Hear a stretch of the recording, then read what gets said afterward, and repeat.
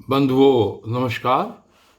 आपने पिछली दो वीडियोस में सुना वसुदेव जी के यज्ञोत्सव के बारे में, और आज की इस वीडियो में आप देखिए कि श्री भगवान ने अपने पिता जो वसुदेव जी थे उनको कैसे ब्रह्म ज्ञान का उपदेश दिया, और जो देवकी जी के 6 पुत्र थे उनको वो कैसे वापस लाए। चलिए शुरू करते हैं यहाँ से। श्री सुखदेव जी कहते हैं, परीक्षित, इसके बाद एक दिन भगवान श्री कृष्ण और बलराम जी प्रातःकालीन प्रणाम करने के लिए माता पिता के पास गए। प्रणाम कर लेने पर वसुदेव जी बड़े प्रेम से दोनों भाइयों का अभिनंदन करके कहने लगे। वसुदेव जी ने बड़े बड़े ऋषियों के मुंह से भगवान की महिमा सुनी थी तथा उनके ऐश्वर्यपूर्ण चरित्र भी देखे थे। इससे उन्हें इस बात का दृढ़ विश्वास हो गया था कि ये साधारण पुरुष नहीं, स्वयं भगवान हैं। इसलिए उन्होंने अपने पुत्रों को प्रेम पूर्वक संबोधित करके यूं कहा। कहते हैं, सच्चिदानंद स्वरूप श्री कृष्ण, महायोगेश्वर संकर्षण, तुम दोनों सनातन हो। मैं जानता हूं कि तुम दोनों सारे जगत के साक्षात कारण स्वरूप, प्रधान और पुरुष के भी नियामक परमेश्वर हो। इस जगत के आधार, निर्माता और निर्माण सामग्री भी तुम ही हो। इस सारे जगत के स्वामी तुम दोनों हो और तुम्हारी ही क्रीड़ा के लिए इसका निर्माण हुआ है। यह जिस समय जिस रूप में जो कुछ रहता है होता है वह सब तुम ही हो। इस जगत में प्रकृति रूप से भोग्य और पुरुष रूप से भोक्ता तथा दोनों से परे, दोनों के नियामक साक्षात भगवान भी तुम ही हो।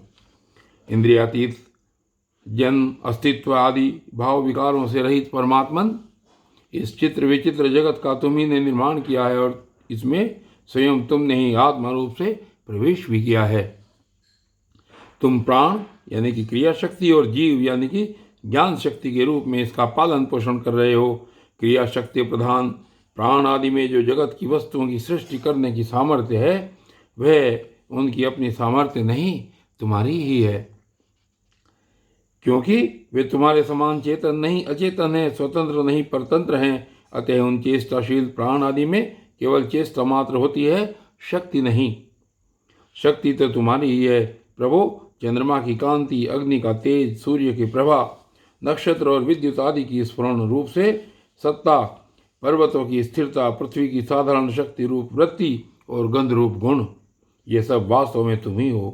परमेश्वर, जल में तृप्त करने, जीवन देने और शुद्ध करने की जो शक्तियां हैं वे तुम्हारा ही स्वरूप हैं। जल और उसका रस भी तुम ही हो प्रभु। इंद्रिय शक्ति, अंतःकरण की शक्ति, शरीर की शक्ति, उसका हिलना डोलना चलना फिरना, ये सब वायु की शक्तियां तुम्हारी ही हैं।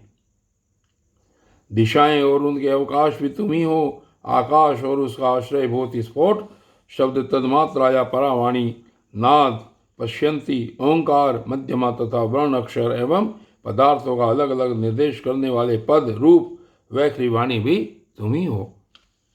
इंद्रियां, उनकी विषय प्रकाशिनी शक्ति और अधिष्ठात्र देवता तुम ही हो। बुद्धि की निश्चयात्मिका शक्ति और जीव की विशुद्ध स्मृति भी तुम ही हो।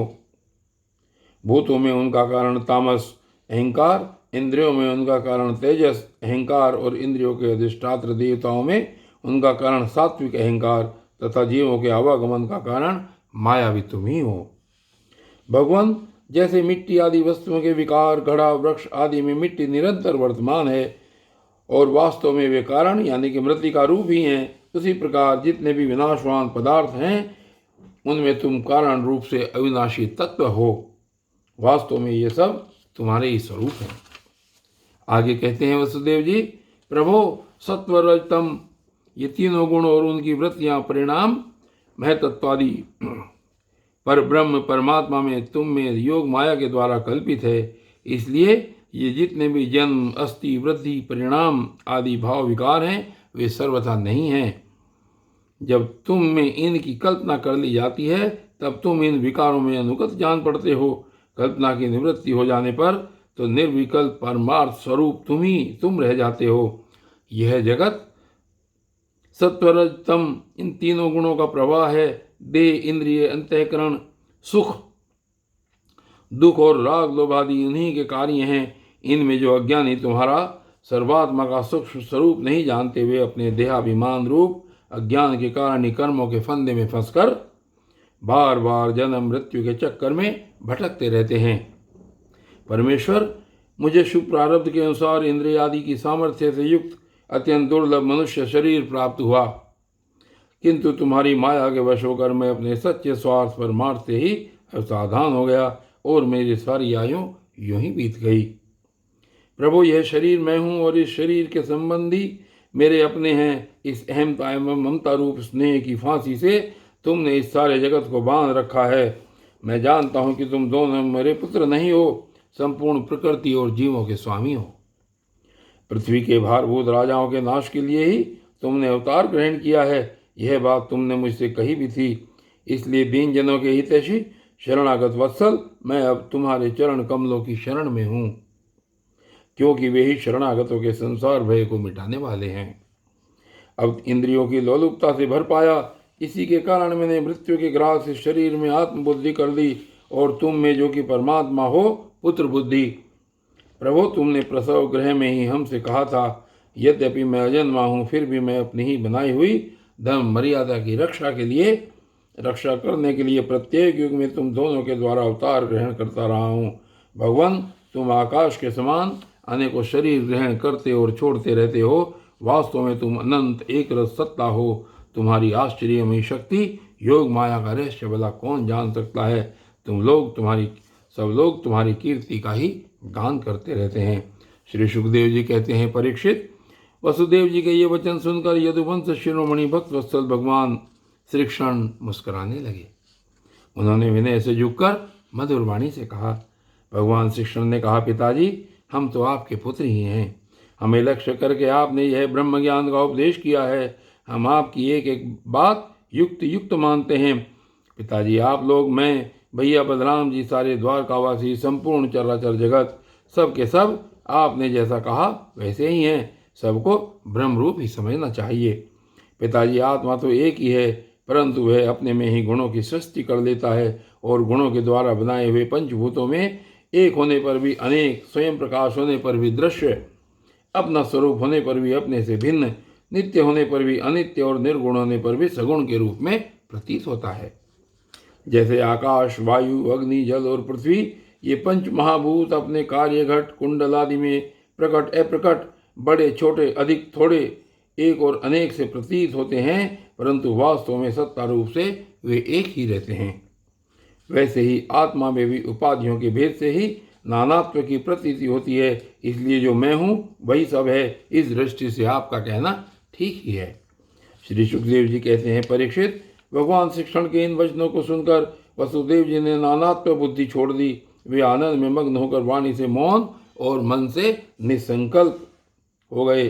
कुरुश्रेष्ठ, उस समय वहाँ सर्वदेवमयी देवकी जी भी बैठी हुई थी। वे बहुत पहले से ही यह सुनकर अत्यंत विस्मित थी कि श्री कृष्ण और बलराम जी ने अपने मरे हुए गुरुपुत्र को यमलोक से वापस ला दिया। अब उन्हें अपने उन पुत्रों की याद आ गई जिन्हें कंस ने मार डाला था। उनके स्मरण से देवकी जी का हृदय आतुर हो गया, नेत्रों से आंसू बहने लगे। उन्होंने बड़े ही करुण स्वर से श्री कृष्ण और बलराम जी को संबोधित करके कहा। देवकी जी ने कहा,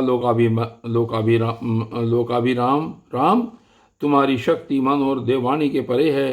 श्री कृष्ण, तुम योगेश्वरों के भी ईश्वर हो। मैं जानती हूँ कि तुम दोनों प्रजापतियों के भी ईश्वर आदि पुरुष नारायण हो।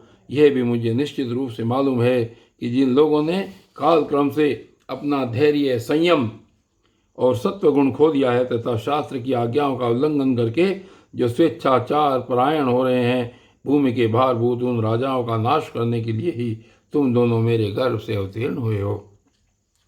विश्वात्मन, तुम्हारे पुरुष रूप अंश से उत्पन्न हुई माया से गुणों की उत्पत्ति होती है और उनके लेश मात्र से जगत की उत्पत्ति, विकास तथा प्रलय होता है। आज मैं सर्वांतःकरण से तुम्हारी शरण हो रही हूँ। मैंने सुना है कि तुम्हारे गुरु सांदीपनि जी के पुत्र को मरे बहुत दिन हो गए थे। उनको गुरु दक्षिणा देने के लिए उनकी आज्ञा तथा काल की प्रेरणा से तुम दोनों ने उनके पुत्रों को यमपुरी से वापस ला दिया था। तुम दोनों योगेश्वरों के भी ईश्वर हो, इसलिए आज मेरी भी अभिलाषा पूर्ण करो। मैं चाहती हूँ कि तुम दोनों मेरे मरे हुए मेरे उन पुत्रों को जिन्हें कंस ने मार डाला था ला दो और उन्हें मैं भर आँख देख लूँ। और बंधुओं, आज की इस वीडियो में सिर्फ इतना ही, और यही अध्याय आगे भी चलेगा और आप सुनेंगे कि भगवान श्री कृष्ण कैसे देवकी के जो पुत्र थे जिनको कंस ने मार डाला था उनको वापस लेकर आए। तब तक के लिए धन्यवाद।